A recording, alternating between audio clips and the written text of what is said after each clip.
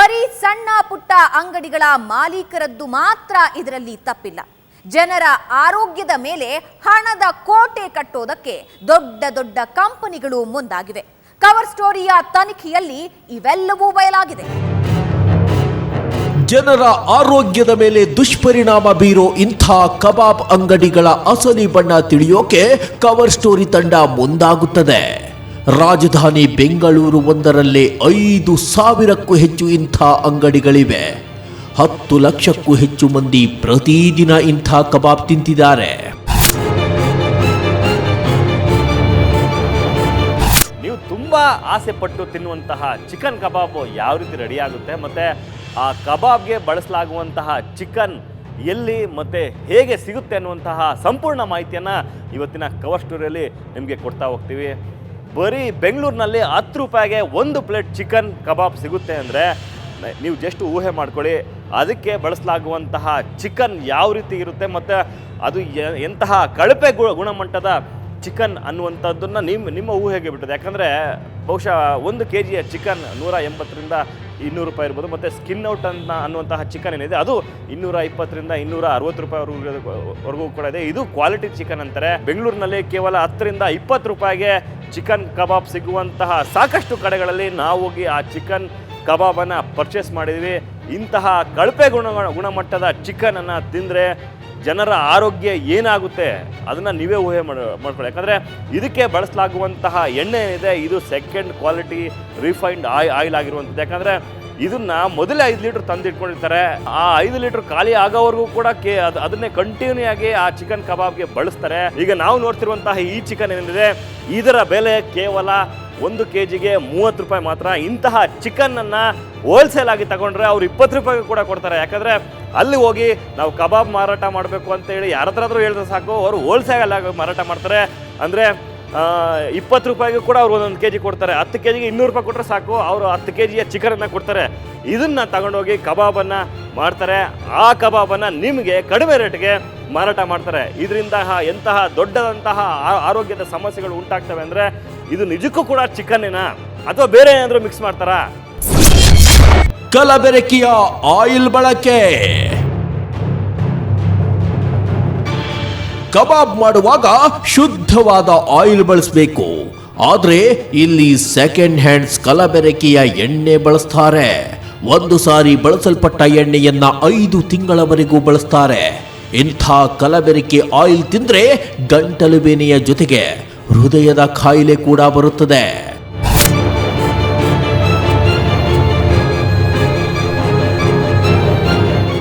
ಒಳ್ಳೆ ಎಣ್ಣೆಯಲ್ಲಿ ಒಳ್ಳೆ ಮಸಾಲ ಪದಾರ್ಥ ಒಳ್ಳೆ ಅಂದರೆ ಕಲರ್ ಎಡಿಬಲ್ ಅಂದರೆ ಪ್ರೂವ್ಡ್ ಕಲರ್ ಹಾಕಿ ಚೆನ್ನಾಗಿ ಮಾಡಿದರೆ ಏನೂ ತೊಂದರೆ ಆಗೋಲ್ಲ. ಅದನ್ನು ಬಿಟ್ಟು ಈಗ ಒಳ್ಳೆಯ ಎಣ್ಣೆ ಇರಲಿಲ್ಲ ಅಂದರೆ ರಿಪೀಟೆಡಾಗಿ ಅದರಲ್ಲೇ ಕರೆದ್ರೆ ಕಪ್ಪಗಾಗಿದ್ರೆ ಎಣ್ಣೆ ಚೆನ್ನಾಗಿರಲಿಲ್ಲ ಅಂದರೆ ಅದ್ರ ಜೊತೆಗೆ ಮಸಾಲೆ ಪದಾರ್ಥ ಚೆನ್ನಾಗಿಲ್ಲ ಅಂದರೆ ಅದೇನಾಗ್ತೈತೆ ಅಂದರೆ ಫಸ್ಟು ಈಗ ತಿಂದ ತಕ್ಷಣ ಗಂಟ್ಲ ಇನ್ಫೆಕ್ಷನ್ ಆಗಿ ಇಚ್ಚಿಂಗ್ ಆಗಿ ಗಂಟ್ಲ ಕೆರೆತ ನೆಗಡಿ ಕೆಮ್ಮು ಈ ಥರ ಮೇಲಿಂದ ಅಪ್ಪರ್ ರೆಸ್ಪಿರೇಟರಿ ಟ್ರ್ಯಾಕ್ಟ್ ಇನ್ಫೆಕ್ಷನ್ ಅಂತ ಆಗುತ್ತೆ. ಇವರೆಲ್ಲರೂ ಜನರ ಆರೋಗ್ಯದ ಜೊತೆ ಪ್ರತಿನಿತ್ಯ ಚೆಲ್ಲಾಟವಾಡ್ತಿದ್ದಾರೆ. ಬೆಂಗಳೂರಿನ ಬಹುತೇಕ ಕಡೆ ಕಬಾಬ್ ತಯಾರು ಆಗುವುದು ಇದೇ ಮಾದರಿಯ ಕೊಳಕು ವ್ಯವಸ್ಥೆಯಲ್ಲಿಯೇ. ನಮ್ಮ ಅನೇಕ ರಿಯಾಲಿಟಿ ಚೆಕ್ಗಳಲ್ಲಿ ಇದು ಪ್ರೂವ್ ಕೂಡ ಆಯಿತು.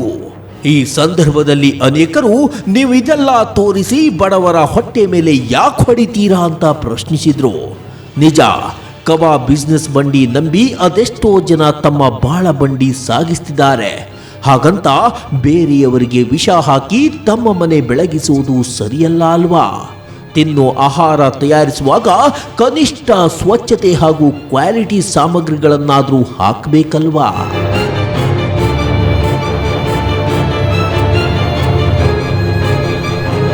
ಇದು ಒಂದು ಕಡೆಯಾದ್ರೆ, ಮತ್ತೊಂದು ಕಡೆ ದೊಡ್ಡ ದೊಡ್ಡ ಕಂಪನಿಗಳು ಜನರ ಜೀವದ ಜೊತೆ ಚೆಲ್ಲಾಟವಾಡುವ ಬೇಟೆಗಿಳಿದಿದ್ದಾರೆ. ಅದು ಹೇಗೆ ಅಂತೀರಾ? ಸಾಮಾನ್ಯವಾಗಿ ಫಾರ್ಮ್ ಕೋಳಿಗಳ ಬೆಳವಣಿಗೆಯಲ್ಲಿ ಅತ್ಯಂತ ವಿಷಕಾರಕ ಇಂಜೆಕ್ಷನ್ಗಳನ್ನು ನೀಡಲಾಗುತ್ತದೆ. ಕಾಲಿಸ್ಟಿನ್ ಅನ್ನುವ ಅತ್ಯಂತ ವಿಷಕಾರಿ ಆಂಟಿಬಯೋಟಿಕ್ ನೀಡಲಾಗುತ್ತದೆ. ಇದು 60 ದಿನಗಳಲ್ಲಿ ಬೆಳೆಯುವ ಕೋಳಿಗಳು 30 ದಿನಗಳಲ್ಲೇ ಕೃತಕವಾಗಿ ಬೆಳೆಯುತ್ತವೆ. ರಾಜ್ಯದಲ್ಲಿರುವ 100 ಕೋಳಿ ಫಾರ್ಮ್ಗಳಲ್ಲಿ ತನಿಖೆ ನಡೆಸಿದಾಗ ಈ ಸತ್ಯ ಹೊರಬಿದ್ದಿದೆ.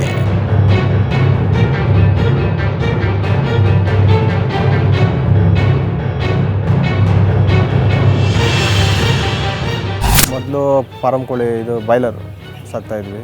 ಯಾವ ಕಂಪ್ನಿಗೆ ಹೋದ್ರೂ ಒಂದು 2-3 ಬ್ಯಾಚ್ ಚೆನ್ನಾಗಿ ಕೊಡ್ತಾರೆ. ಆಮೇಲೆ ಎಲ್ಲ ಕಂಪ್ನಿಯವರು ಅದೇನೆ, ಒಳ್ಳೆ ಫುಡ್ ಕೊಡೋಲ್ಲ, ಒಳ್ಳೆ ಮರಿ ಕೊಡೋಲ್ಲ. 30 ದಿವಸಕ್ಕೆಲ್ಲ ಅವ್ರು ಕೊಡೋ ಇಂಜೆಕ್ಷನ್ ಮೆಡಿಷನ್ಗೆ ತಂದೂರಿ ಕೋಳಿ ಗೊತ್ತಲ್ಲ, ಆ ಸೈಜ್ ಬಂದ್ಬಿಡುತ್ತೆ. ಟಿ ವಿಲೆಲ್ಲ ತೋರಿಸ್ತಾರೆ ನೋಡ್ರಿ, ಆ ಮೆಡಿಷನ್ ಕೊಟ್ಟಿದ್ದೆಲ್ಲ ತಿಂದರೆ ನಮಗೆ ಕಿಡ್ನಿ ಹೋಗುತ್ತೆ, ಹಾರ್ಟ್ ಅಟ್ಯಾಕ್ ಆಗುತ್ತೆ ಅಂತೆಲ್ಲ ಹೇಳ್ತಾರಲ್ಲ, ಅದೆಲ್ಲ ನಿಜನೇ. ವಿಷ ಅಂದ್ಬಿಟ್ಟು ಅಮೃತ ಕೊಟ್ಟರು ಹಾಕ್ತೀವಿ, ವಿಷ ಕೊಟ್ಟರು ಹಾಕ್ತೀವಿ. ನಾವು ಇಷ್ಟೆಲ್ಲ ಲಕ್ಷಾಂತರ ರೂಪಾಯಿ ಶೆಡ್ ಮಾಡಿ ನಮಗೆ ಏನೋ ಲಾಭ ಬರಬೇಕಲ್ವಾ. 30 ದಿನದಲ್ಲೇ 2.5 ಕೆಜಿಯ ಕೋಳಿ ಬೆಳೆದು ಬಿಡುತ್ತದೆ. ಇದು ಬಹುತೇಕರಿಗೆ ಗೊತ್ತೇ ಇಲ್ಲ. ನಿಮಗೆ ಅರ್ಥವಾಗೋ ಹಾಗೆ ಹೇಳಬೇಕು ಅಂದರೆ ಹುಡುಗಿಯ ವಯಸ್ಸು 12, ಆದರೆ ಅವಳು 20 ವರ್ಷದವಳಂತೆ ಕಾಣ್ತಿರ್ತಾಳೆ. ಇಂತಹ ವಿಷಕಾರಿ ಆಂಟಿಬಯೋಟಿಕ್ಗಳನ್ನು ನೀಡಿ ಕೋಳಿಗಳನ್ನು ಬೆಳೆಸ್ತಿರ್ತಾರೆ. ಡೋಸೇಜ್ ಜಾಸ್ತಿಯಾದ ಕೋಳಿಗಳು ಸಾಯುತ್ತವೆ. ಸತ್ತ ಕೋಳಿಗಳನ್ನು ಕನಿಷ್ಠ ಬೆಲೆಗೆ ಹೋಲ್ಸೇಲ್ ಮಾರಾಟಗಾರರಿಗೆ ಮಾರಲಾಗುತ್ತದೆ. ಅದೇ ಕೋಳಿಗಳನ್ನು 30 ರೂಪಾಯಿ ಲೆಕ್ಕದಲ್ಲಿ ಕಬಾಬ್ ತಯಾರಿಸುವವರಿಗೆ ಮಾರಾಟ ಮಾಡಲಾಗ್ತದೆ. ಈಗ ಅರ್ಥ ಆಯ್ತಾ, ನೀವು ತಿಂತಿರೋ ಆ ಕಮ್ಮಿ ರೇಟ್ನ ಕಬಾಬ್ ಎಂಥ ಮಾಂಸದಲ್ಲಿ ತಯಾರಾಗ್ತಿದೆ ಅಂತ. ಎಂಥ ವ್ಯವಸ್ಥಿತ ಜಾಲ ಅಲ್ವಾ. ಇದೆಲ್ಲ ಗೊತ್ತಿದ್ದರೂ ನಮ್ಮ ಆರೋಗ್ಯ ಇಲಾಖೆ ಲಂಚಕೋರ ಅಧಿಕಾರಿಗಳ ಅಸಡ್ಡೆತನದಿಂದ ಸುಮ್ಮನೆ ಕೂತಿದೆ. ನಾಚಿಕೆ ಆಗಬೇಕು ನಿಮಗೆ.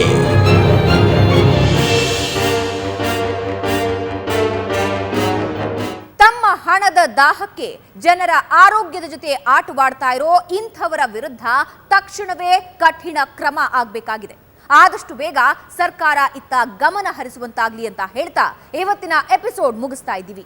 ಮುಂದಿನ ವಾರ ಮತ್ತೊಂದು ರೋಚಕ ಸ್ಟೋರಿಯೊಂದಿಗೆ ನಿಮ್ಮ ಮುಂದೆ ಹಾಜರಾಗ್ತೀವಿ. ನೇರ, ದಿಟ್ಟ, ನಿರಂತರ ಸುದ್ದಿಗಾಗಿ ನೋಡ್ತಾ ಇರಿ ಸುವರ್ಣ ನ್ಯೂಸ್.